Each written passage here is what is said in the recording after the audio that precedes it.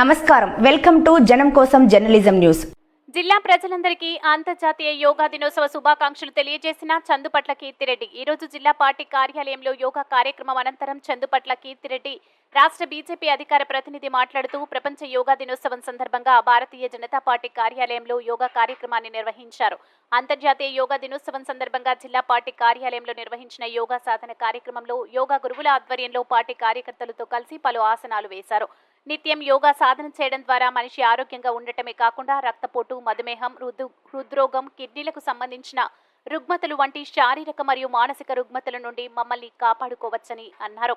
ఈ కార్యక్రమంలో శ్రీ పరివార్ యోగా సంస్థ సభ్యులు కుమార్, బాబూజీ యోగా శిక్షణ ఇవ్వడం జరిగింది.